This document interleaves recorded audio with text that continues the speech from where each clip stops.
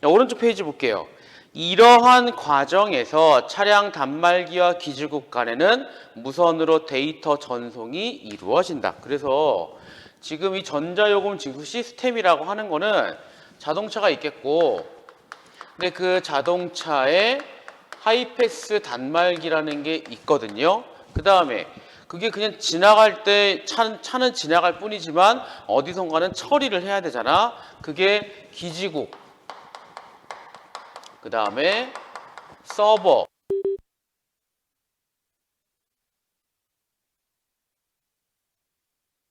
사실은 지역요금센터에 있는 서버랑 도로공사에 있는 서버는 어떻게 연결되는지는 우리는 몰라요. 왜냐? 본문에 나오지 않기 때문에 알 수 없습니다. 알 수 없지만 적어도 뭘 알 수 있느냐?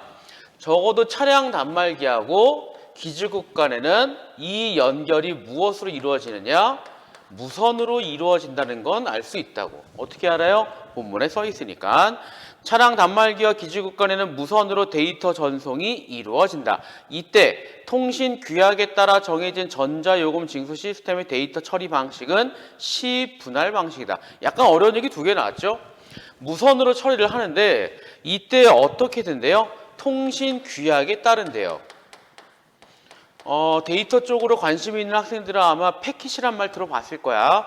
여기서 말하는 통신 규약은 그 패킷이지만 사실은 이 얘기 되게 복잡합니다. 근데 다행스럽게도 여기서는 그냥 뭐에 따라서 그냥 시분할 방식으로 데이터 처리하는구나. 그냥 그렇게만 이해를 하면 돼요. 만약에 이거에 대해서 우리가 더 깊이 있게 들어가려고 했다면 여기 본문에 통신 규약에 대한 얘기를 했거나 아니면 본문 제일 밑에 각주를 달아줬을 겁니다. 근데 그런 게 없잖아요. 그럼 그냥 여러분들 모의고사 풀 때는 그래. 실제로 여러분들이 글을 읽고 여러분들이 지식을 쌓을 때는 그렇게 하면 안 되지만 그렇게 하면 안 돼요. 그러나 지금 문제를 풀 때는 이 정도로 이해하면 됩니다. 이게 좀 작은가? 화면이 확대 좀 할까요? 이 정도면 되겠지? 아이고, 반대로. 됐어. 이렇게 갑시다. 통신 규약에 따라서 가는데 어떤 방식이래요? 데이터 처리 방식 시분할 방식을 쓴대요. 그러면 우리 이제 이건 지우고 여기서 여기로 가거나 얘가 얘 거를 처리할 때는 어떤 방식을 쓰느냐? 시분할 방식을 쓴대요. 근데 이게 아직은 정확히 뭔지는 모르겠죠? 그냥 이해해. 이제 뒤에 나오니까 처음에는 이런 게 있나 보구나 그러면 되는 거야. 시분할 방식이다. 이는 동일한 크기로 분할된 시간의 단위인 타임 슬롯을 차량 단말기에서 전송된 각각의 데이터에 할당할 데이터를 처리하는 방식이다.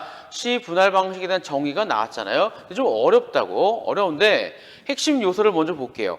시분할 방식의 정의를 설명할 때 중요한 게 뭐가 나왔었죠? 일단은 동일한 크기로 분할된 시간의 단위, 즉 타임 슬롯. 시분할 방식은 핵심 요소가 타임 슬롯이에요. 선생님 이게 뭔지 모르겠는데요. 일단 계속 따라와. 타임 슬롯에 여기에 차량 단말기 전송된 각각의 데이터 할당한대요. 요거를 차량 단말기에 전송된 데이터 각각의 할당을 한대요. 선생님 무슨 얘기인지 잘 모르겠는데요. 사실은 물론 나는 이제 설명을 할 거지만 뒤에까지 읽으면 이해가 될 수 있습니다. 봐요. 무슨 얘기냐면 지난번에 그 일산대교 잠깐 얘기를 했는데 만약에 내가 타고 가는 자동차의 하이패스를 지나갈 때 요금이 얼마가 나가는지를 내 예를 들은 거야. 내 차는 경차고요. 그 다음에 나는 미납 요금이 없어요. 그 다음에 또 내 차 같은 경우에는 나는 선불제 카드를 쓰고요. 내가 탄 차는 10인 이상이에요. 선생님 경차가 10인 이상이 말이 안 되잖아요. 예신데 뭐 어떠냐.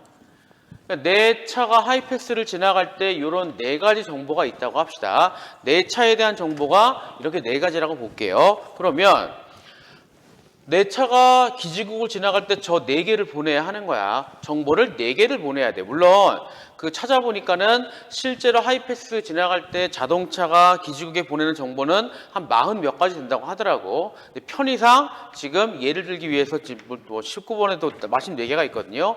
그래서 4개를 예를 들었는데 이 정보가 4개가 있으면 이 차량 단말기 정보를 어디로 보내야 돼요? 기지국으로 보내야 돼요. 근데 이제 타임슬롯 써야지. 차에서 보내주는 정보가 4개예요. 그럼 타임슬롯이 몇 개가 필요하죠? 4개가 필요한 겁니다. 근데 타임슬롯이 뭐라 그랬죠? 동일한 크기로 분할된 시간의 단위. 그러니까 이렇게 이해를 해. 기지국에서는 끊임없이 데이터 칸을 만들어내요. 끊임없이 데이터의 칸을 만들어냅니다. 동일한 크기요.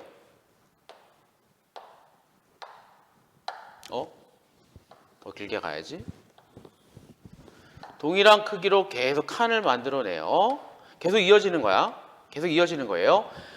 이게 첫 번째 칸, 이게 두 번째 칸, 세 번째, 네 번째, 다섯 번째, 여섯 번째, 일곱 번째, 여덟 번째, 아홉 번째, 얘는 10번째겠지? 얘는 무한 생산이에요. 계속 나오는 거야. 시간대별로 데이터 처리하는 칸을 만들어 주는 겁니다. 그러면 이제 내 차가 지나가잖아요. 그러면 어떻게 돼요?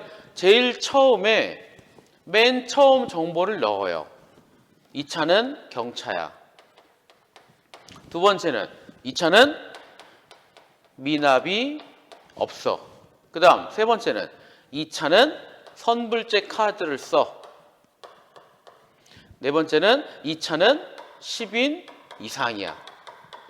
그러면 이 기지국은 이렇게 4개, 이거는 정해 놓는 거야. 이 기지국한테 필요한 정보는 4개야 라고 정해 놓기 때문에 여기까지 정보를 받았죠. 그러면 이 여기까지 받은 정보를 가지고 요 4개를 이제 어디로 보내요? 지난번에 수업한 거에 따르면 이 4개를 도로공사 서버로 보내는 겁니다. 도로공사 서버에서는 요 4가지 정보를 가지고 그렇다면 이 차한테는 얼마를 요금을 징수해야 되느냐 계산해 보니까 1,500원, 1,500원이 자동차한테 쫙 가는 거야. 그러면 돈을 자동으로 징수가 되는 거거든요. 이 원리예요. 시분할이라고 하는 건 시간으로 칸을 쪼개서 시간으로 분할을 해서 각각의 정보를 넣어서 그 차에 징수할 요금을 계산하는 방식, 이게 시분할 방식입니다. 근데 또 봐요. 계속 봐봐. 타임슬롯은 차량이 진입하지 않아도 항상 만들어지는데, 그럼 보세요. 이제 내 뒤에 차가 한 대도 없단 말이야. 나만 지나갔어요. 얘는 계속 만들어집니다. 그럼 뭐예요? 빈칸 계속 가는 거야. 차가 올 때까지. 그러니까 이 차가 내 차가 지나갔다고 툭 끊기는 거 아니라 누가 지나갈 때 새로 만드는 게 아니고요. 계속 만들어지는 겁니다. 그러면 뭐 이따가 뭐 동기 비동기식 이런 게 있는데 이 차는 4개죠. 다음 차도 4칸일 거예요. 근데 차가 없지? 그러면 때에 따라서는 요렇게 또 하나를 만들 수도 있죠. 이게 두 번째 차일 수도 있는 거고 아니면 연속으로 들어오면 이게 두 번째 차일 수도 있지. 그럼 보세요. 나 뒤로 들어오는 차는 경차가 아니야. 경차가 아니고요. 그 다음에 나랑 마찬가지로 미납은 없고요. 후불제 카드를 쓴단 말이에요. 그리고 10인 이하예요. 그럼 나랑 다르지? 그럼 계산하는 게 다를 겁니다. 자, 여기서 이렇게 차 한 대에 해당하는 정보를 뭐라고 하느냐? 요 4개를 하나로 묶어서 이거를 하나의 프레임이라고 불러요. 그러니까 한 프레임은 다른 프레임과 같겠죠? 본문 볼게요. 차량 한 대가 지나가는 경우 데이터에 할당된 타임슬롯들의 하나의 집합체가 구축되는데 이거를 프레임이라고 한다. 이때 타임슬롯이 데이터 할당되는 방식과 프레임 구성되는 방식은 C분할 방식에 따라서 동기식과 비동기식으로 나뉠 수 있다. 그래서 여기에 C분할 방식은요. 기본 원칙은 원리는 똑같지만 방식에 따라서 두 가지. 하나는 동기식, 하나는 비동기식으로 나뉠 수 있다. 그러면 니네가 궁금해야 돼요. 동기식과 비동기식의 차이가 뭘까요? 라고 생각을 해야 돼. 동기식 C분할 방식은 통신규약에 따라 또 통신규약 나왔지만 넘어가도 돼요.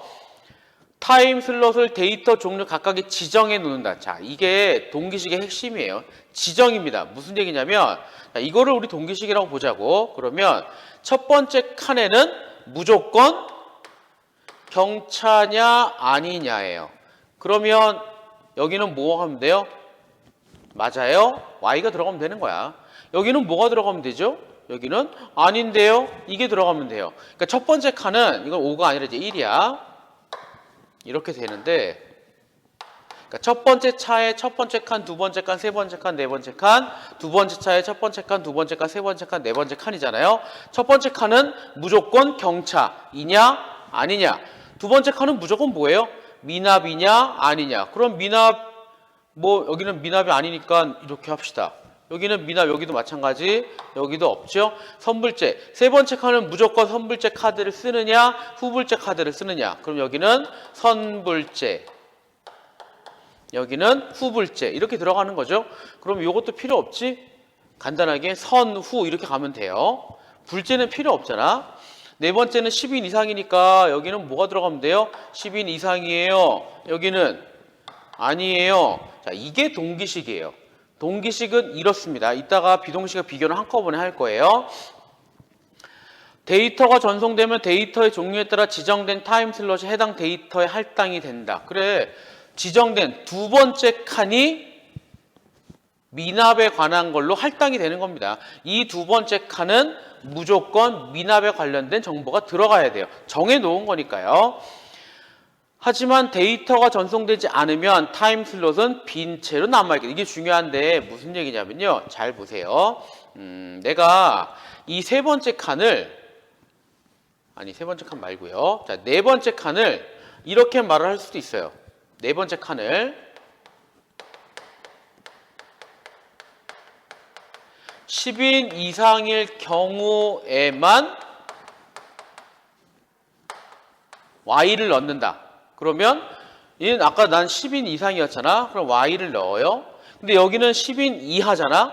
10인 이하란 말이에요. 그러면 NO가 들어가는 게 아니라 그냥 텅 빈 거야. 텅 비면 그냥 이 시스템에서 뭐라고 이해하면 돼요? 아, 거기는 그냥 10인 이하인가 보다 하면 되는 겁니다. 그러니까 아까 이해를 돕기 위해 지금 구분하는 거야.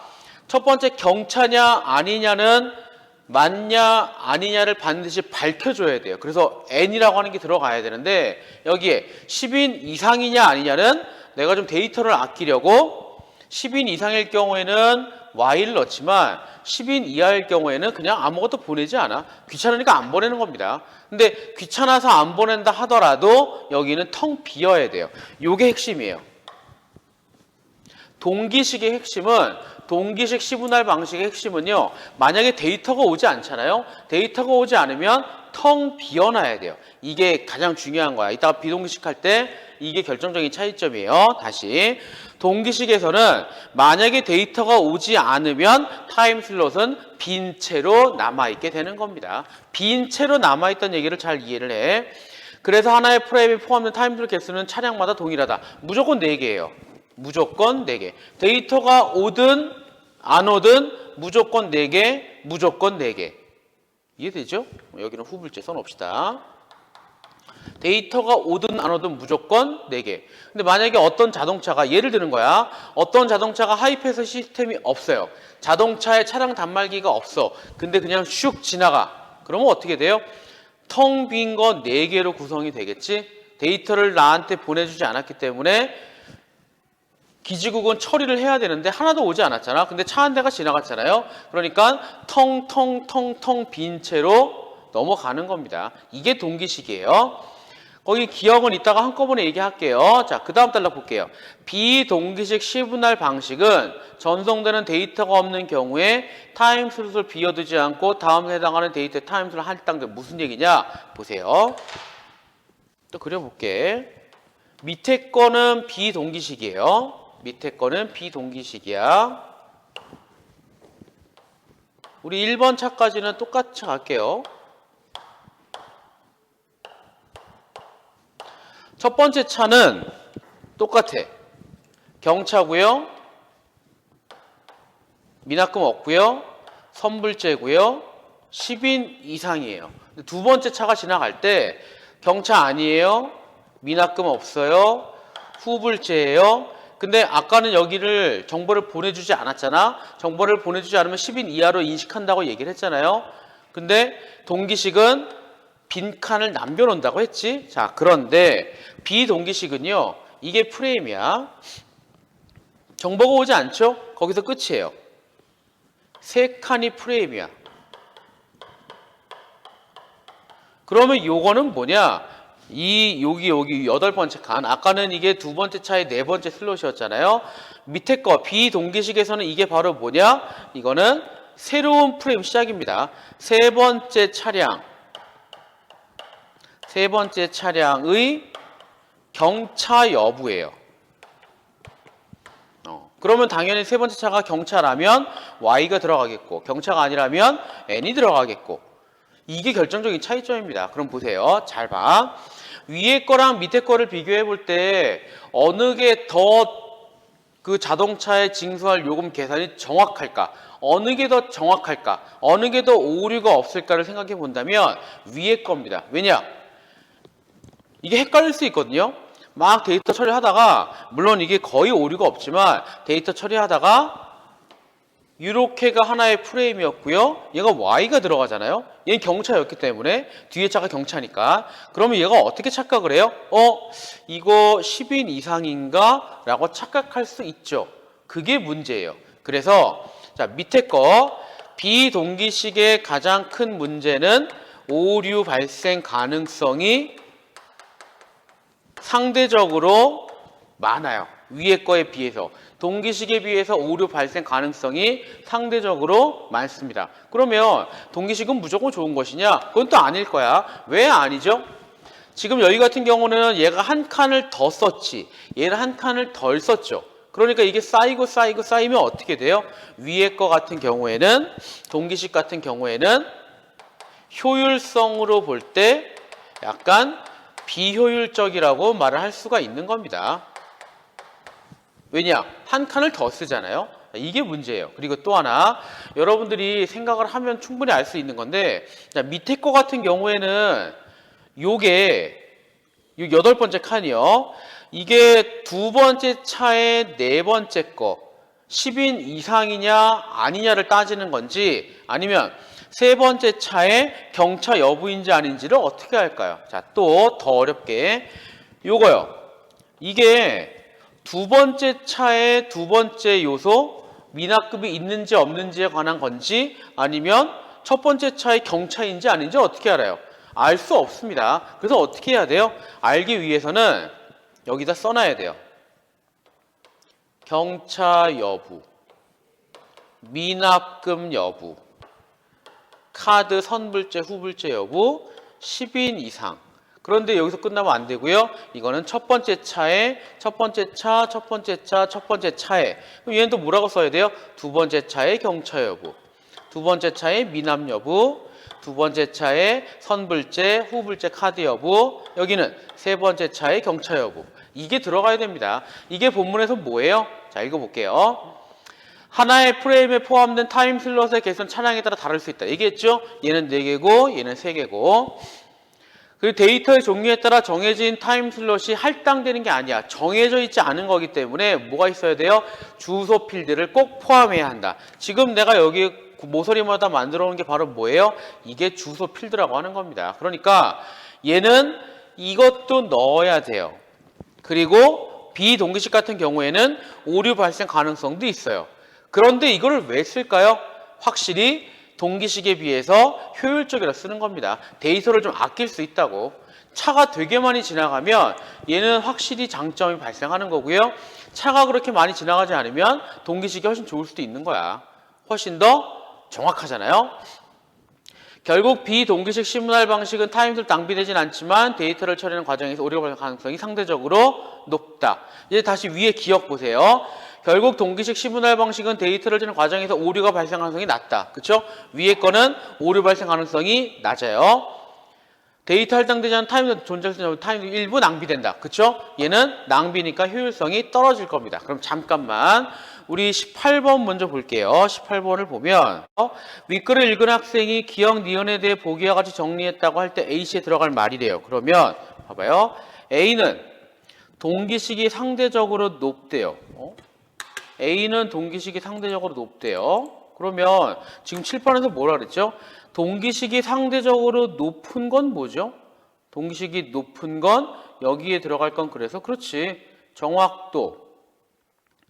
근데 만약에 이게 낮다라고 들어갈 거면 여기가 낮다라고 할 거면 뭐가 들어가야 되죠? 효율. 이런 게 맞지? 그치? 네 칸을 다 써야 되니까 효율은 낮죠? 근데 이게 높다가 돼 있기 때문에 밑에서 뭘 찾아야 돼요? 요 두 개가 답이 될 겁니다. 박효정 맞아요. 자, 그 다음 이번엔 또 색깔 바꿔서 해볼게요. 헷갈리니까. 또한 데이터 처리 과정의 효율성은 지금도 얘기했고 칠판도 있는데 효율성은 동기식이 상대적으로 어때요? 낮다가 될 겁니다. 비동이 상대적으로 높다야. 그래, 되게 뻔해. 답은 몇 번이에요? 답은 4번이에요. 되게 쉽게 4번이 될 수밖에 없는 겁니다. 이게 출제하신 선생님한테 물어봤더니 원래는 되게 복잡한 문제였거든요.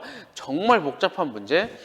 정말 한두 끝도 복잡한 문제. 근데 이게 어찌어찌 하다 보니까 여러 가지 문제상의 오류를 없애려고 하다 보니까 되게 쉬워졌어요. 원래는 묻는 게 되게 한 4개 됐었거든. 되게 복잡했습니다.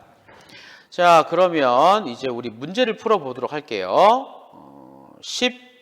16번부터 윗글의 내용과 일치하지 않는 거래요.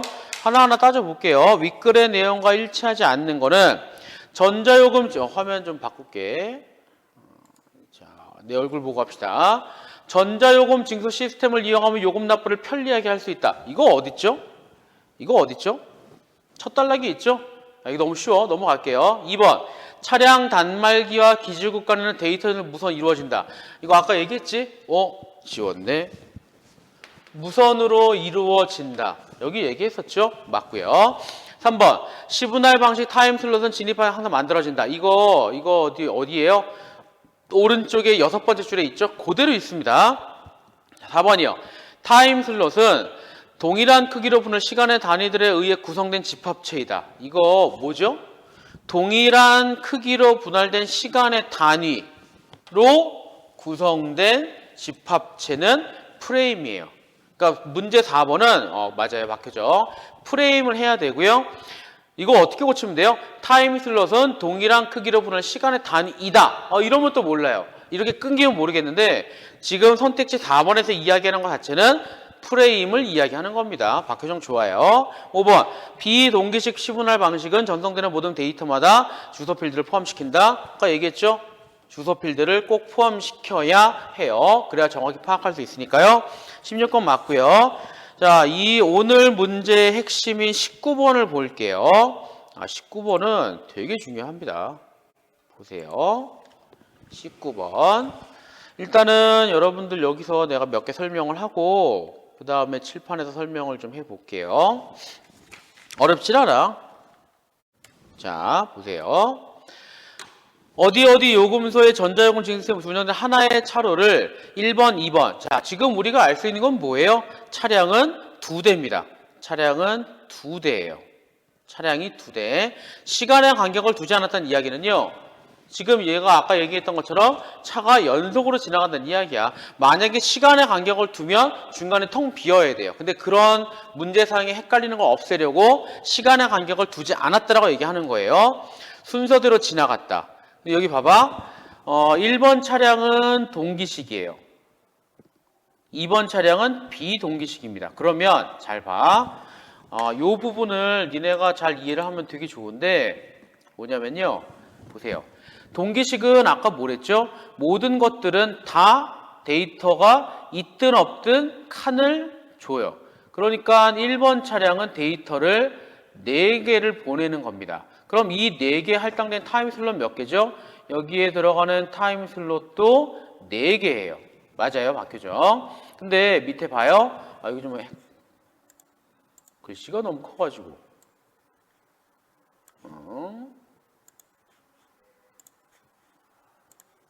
자, 밑에 거는 비동기식이었잖아요. 그럼 봐요. 첫 번째 거는 어쨌든 데이터가 있어. 두 번째 것도 있어요. 세 번째 것도 있죠. 네 번째 거는 없대요. 그러면 여러분들이 이 지문을 잘 읽었다면 네 번째 거는 비동기식인데 데이터가 없대요. 무야. 데이터가 무야. 아예 없는 거야. 물론 여기는 불일치하는 걸로 돼 있지만 비동기식은 불일치하면 아예 보내지 않는 개념이에요. 그럼 얘는 뭐죠? 얘는 빈 칸이에요. 그래. 그러니까는 여기에 들어간 데이터는 모두 몇 개 돼요? 박효정이 미리 얘기한 것처럼 3개입니다. 그럼 봐. 이제 밑으로 갈게요. 타임슬 흐름을 봐요. 요렇게 TS1부터 4까지는 하나의 프레임이에요. 그 다음에 두 번째 차에는 프레임이 몇 개죠? 두 번째 차는 여기까지가 프레임이에요. 이것만 파악하면 문제는 풀립니다.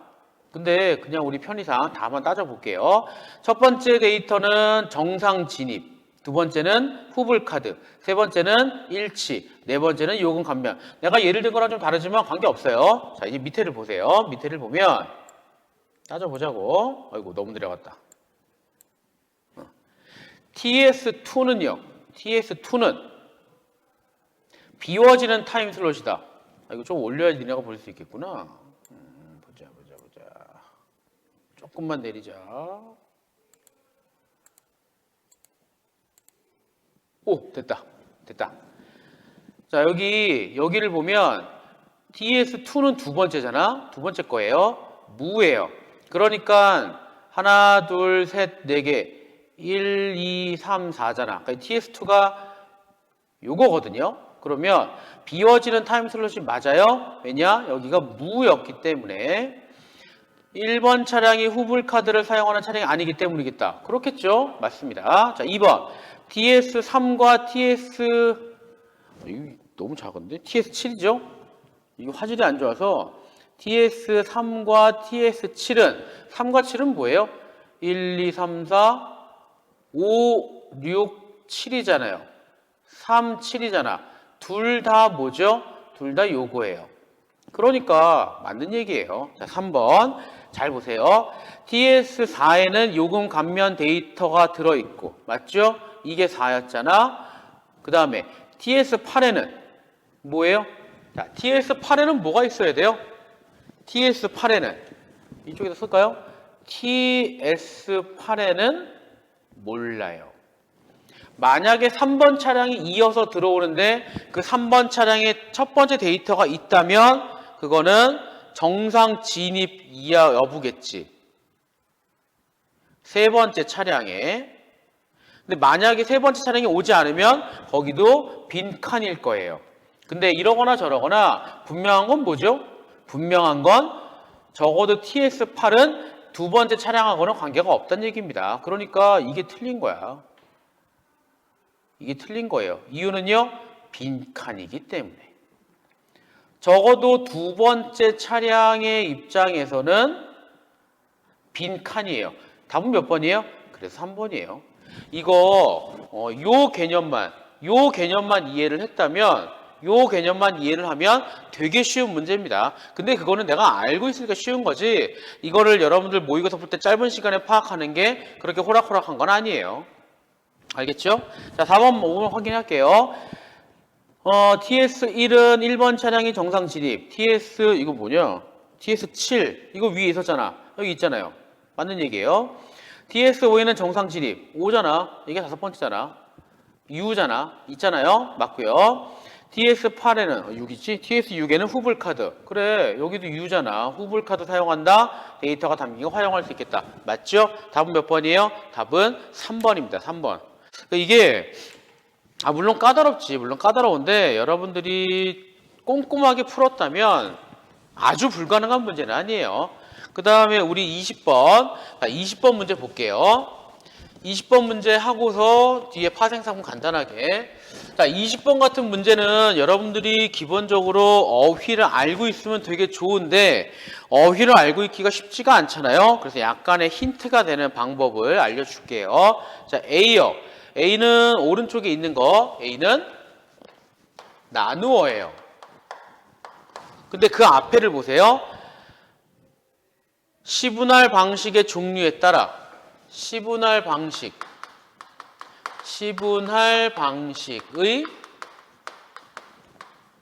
종류에 따라 어딨냐? 동기식과 비동기식으로 나누어 볼 수 있답니다. 자, 요거를 잘 파악을 해야 되는데 뒤에 오른쪽에 뒤에 1번 한번 써보고 같이 할게요. 자, 1번 같은 경우는 1번 사과를 세 조각으로